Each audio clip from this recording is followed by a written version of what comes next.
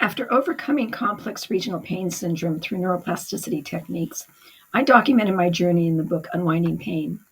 Now I'm dedicated to helping fellow pain sufferers by sharing affordable and accessible pain management strategies on my YouTube show of the same name, Unwinding Pain.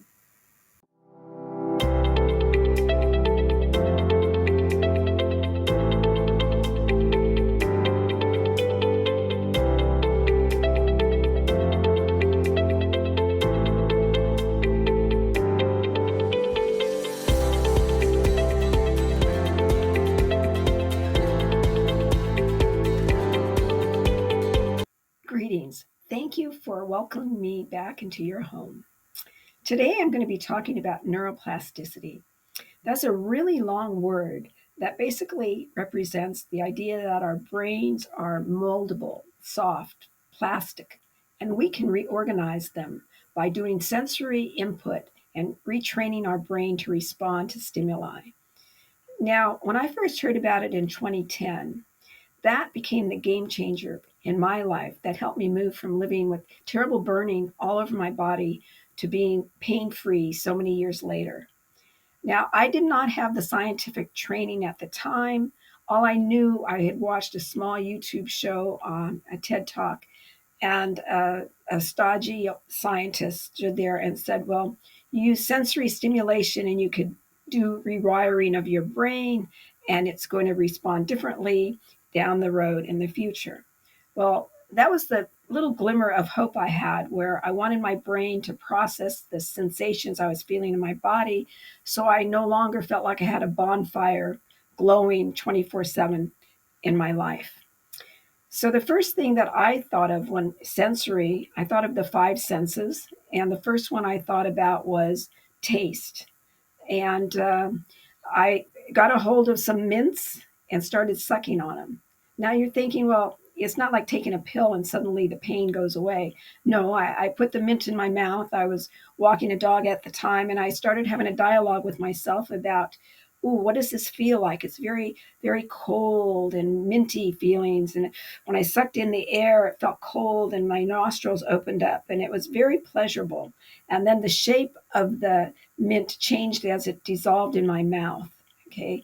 So I was talking to myself about the mint instead of talking to myself about the usual, I can't believe how much pain I'm in. I can't believe how bad the burning feels. So I was having self-talk that was different than the same old pain, terrible feelings. Instead, it was comfortable. I was talking about, oh, this is comfortable. I can cool my mouth down. My nostrils are clearing up. It's so pleasant on my tongue. I really enjoyed it. Well, my friends, that is an exercise of neuroplasticity. Another way to think about neuroplasticity is if I can take you back to when we were all sheltering in place during the pandemic in 2020. And because we didn't have to go out to appointments and meet our friends, and we started wearing loose clothes around the house. And fast forward to when we got to go outside to meet and greet our friends. Well, if we're going to pretend nobody put on an ounce of weight during that period of time, but we sat around wearing our sweatpants and our maybe leggings, all with an elastic band. And then we finally get to go out and meet our friends, and we're going to go out to a luncheon, but we wanted to wear some dressy pants. And so we go into our closet, we get out the pants that are the same size that we were in before the pandemic. And here we are in the same size. We put them on, but it has a waistband and a button and a zipper, and it feels different to our waistline than our elastic, the forgiving elastic that just moves every time you move, and it's just forgiving. And suddenly you felt a little constrained. And maybe the first thought you had was, oh, this is uncomfortable. But then you thought about, well, I'm going to go see my friends. I'm really excited to see my friends. I'm going to put on a silk blouse, put on jewelry, and then you start doing your hair. And as you're moving through the time, you're not paying attention to the waist. You're not paying attention to your brain saying, I don't want to wear this tight thing. Uncomfortable. No, you shift your thinking. Well, and then you go out and you have a great time. And by the end of the evening and you come home to change, you don't even notice. It was not even an issue that you had something more fitted around your waist. Well, that is a small little insight into what neuroplasticity is. You shifted the direction and told your brain, this is comfortable. The pants still fit me. This is comfortable. Yes, they feel different than the other pants, the leggings or the sweatpants, but yes, they fit just fine. So that's just a little view into how neuroplasticity actually exists throughout your day. So, our brain is only 3 pounds. This is a 3 pound brain. Okay, now, when I talk about different strategies for you to use, my hope is that you operationalize them right away. So rather than going into telling you about all the different aspects of the brain, here we have the different parts of the brain and have you memorize about the frontal cortex and all the other parts. What I want to tell you is the whole brain you can rewire all the different aspects of your brain. So it's not that I'm going to do this activity because there's one little part of the brain that's going to make all the difference in the world. So rather than concentrating on the physiology and the anatomy. And now you're welcome to go and do more research so you can memorize and talk about all the different parts, the different lobes. What is it? The cerebellum in the back, the frontal lobe. I mean, that's admirable. Knowing all the anatomy, I have to keep relearning it if I don't talk about it very often. It goes on the back burner. So again, it is our 3 pound organ that's going to help increase our comfort levels if you conduct it in the right way, rather than staying in the pain, bathing in the emotions of being in pain, and moving towards operationalizing different sensory stimulation activities. Then if you do that, you're going to start increasing your comfort level. Now, in the past episodes, I talked about, let's stop talking about I'm at a 7 or an 8 pain level today. Let's talk about my comfort is really increasing throughout the day. And sometimes when I'm challenged a little bit later in the day, I'm noticing my comfort's not as great. So then I can look around at other comfort activities to make it more pleasant for myself. So you're operationalizing all the strategies I'm teaching you. And that's what's going to get you from being stuck in being uncomfortable and frustrated to feeling like you're actively increasing the comfort of your life. So I've talked about the sensory, the taste. Another thing that you can do is, depending on where the pain is in your body, it's called a 2-point discrimination. And that is, let's say that I have really bad pain in my wrist, and that's throbbing or maybe burning or spasming. Okay, I'm not hurting myself. I want you to know, even though you open up a paper clip and it's not super sharp like a pin, and you start tapping in a little bit distant from there. And you put your thought, your brain, you go, okay, I'm feeling that sensation. I'm feeling that sensation. And then maybe you'll go down to the other end. I'm feeling that sensation. So you're shifting your brain from one area to another instead of just having it right there where your pain problem is. Okay, so you're going to start doing a targeted thing. And this is something you can do after you get done watching this show. And I hope you watch the end. Okay, so don't start operationalizing yet, because I have a couple of other things to talk about today. So we've talked about the sensory, the taste.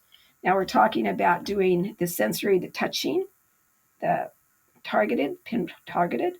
Okay, and that's very simple. Everybody has at least one paperclip around the house.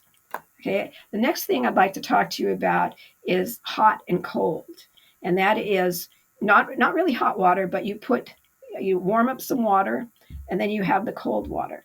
Now I know there's some conditions where they say you shouldn't be with ice, so I'm not saying you have to have ice. I'm just saying a colder temperature, and you rotate your left hand into the hot, your right hand into the cold.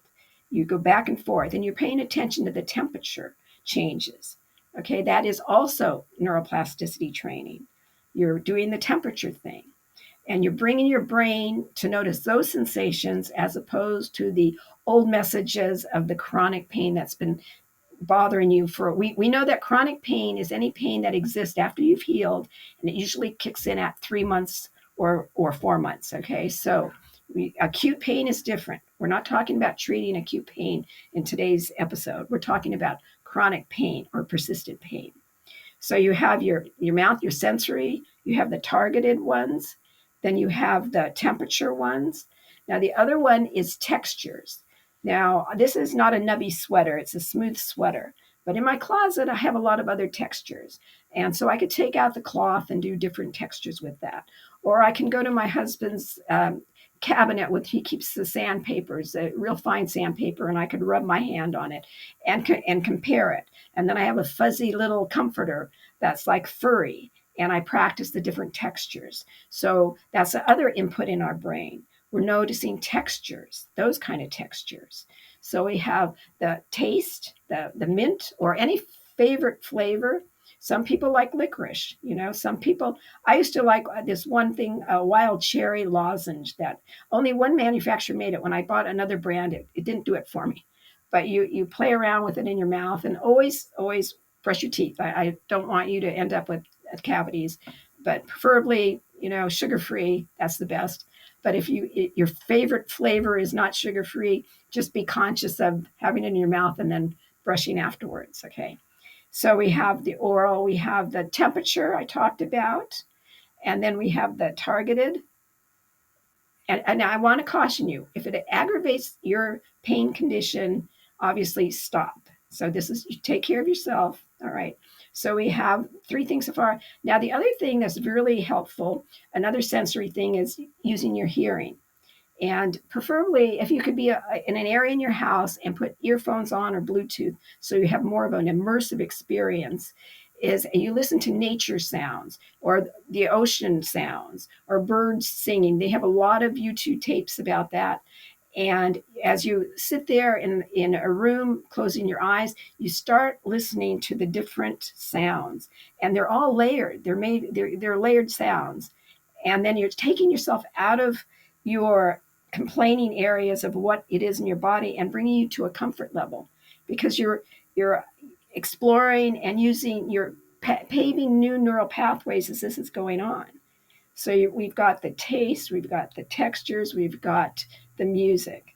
So those are a few things that you could be doing, as I said, when you're done interacting with me today. And when I say interacting, it means I'd like you to hit the like key if this is something that you've been enjoying, and consider subscribing so we can grow this channel.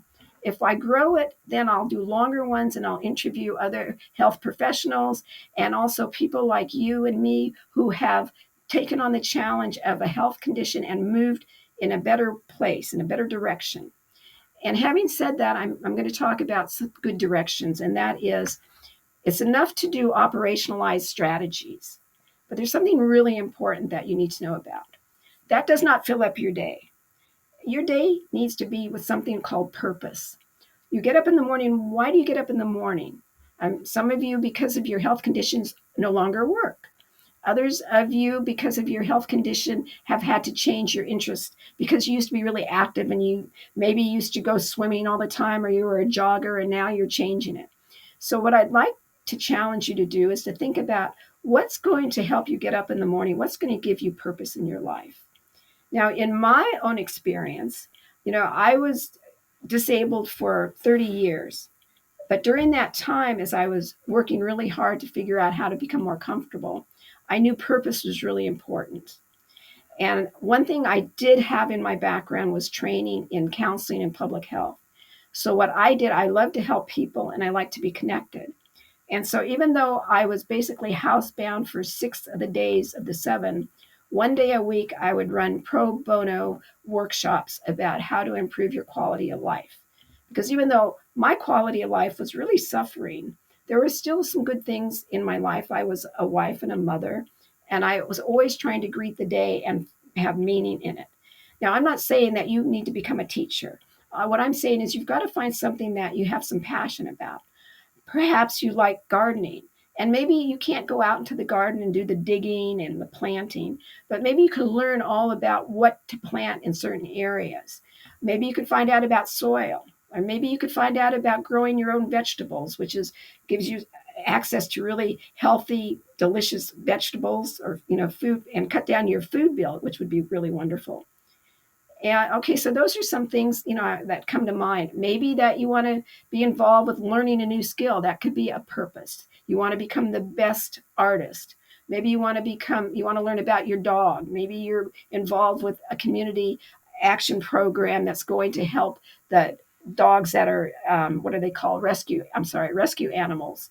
And that could be a passion and a purpose. Maybe you could do phone calling. Maybe I don't talk about politics, but maybe you enjoy politics. Maybe you want to be on a phone bank and from your house. If you're in too much discomfort and you can't go to a facility to do it, you can make phone calls, or you can mentor somebody online. But it's not enough to wake up in the morning and say, I don't want any pain today. I want to be really comfortable. But if you don't have purpose, the days, the hours, they take forever. To live through 24 hours in total discomfort, and I'll say agony, is too hard for anybody. But if you bring in purpose in your life, it's going to make all the difference. Even though I no longer have the type of pain I was living with from CRPS, purpose still plays an important role in my life. And during the pandemic, in my role as a chaplain, I called myself the undercover chaplain because I was called out to go help people.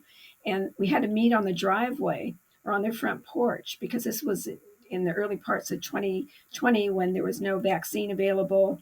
So I got myself together to go out and publicly work with the people who wanted to talk to me about planning memorials or making difficult decisions about their loved one who needed to go into a care facility because they had late stage Alzheimer's.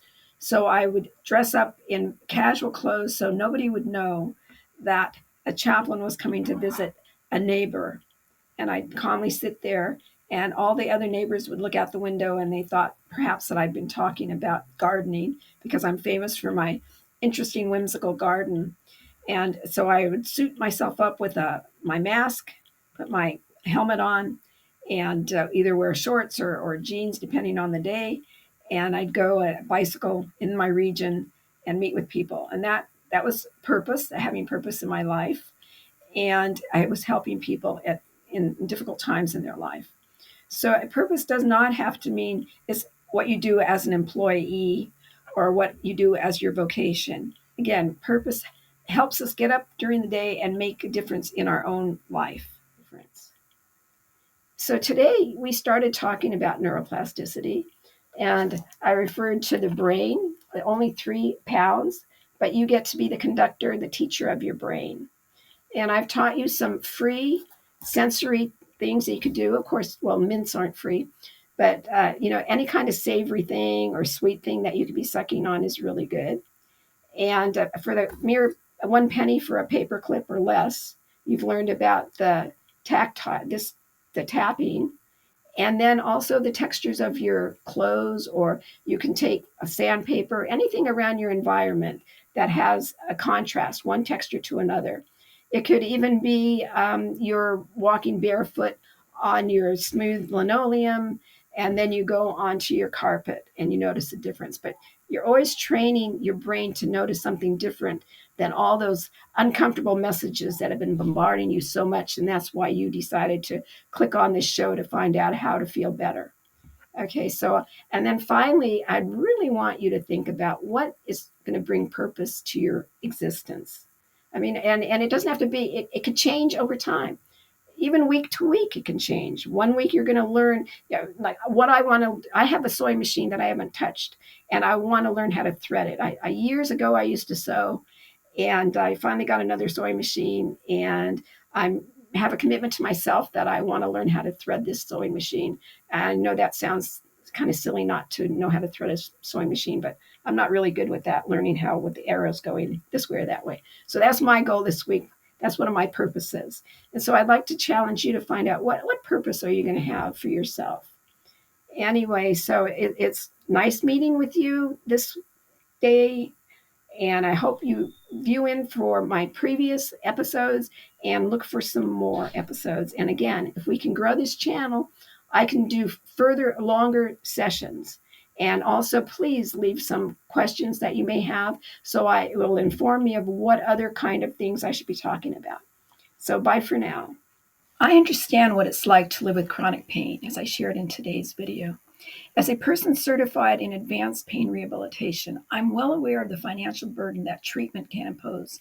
That's why I'm offering affordable, science-based strategies to help improve your comfort levels in my videos. Please hit the like button to help this show grow and leave a comment about topics you're interested in. Since you welcome me into your home, I'd like to extend an invitation for you to visit bonnielester.com and schedule a complimentary Zoom meeting with me. I'd love to learn more about your specific pain challenges. But remember, pain recovery isn't a destination, it's a journey. Keep unwinding that pain one step at a time.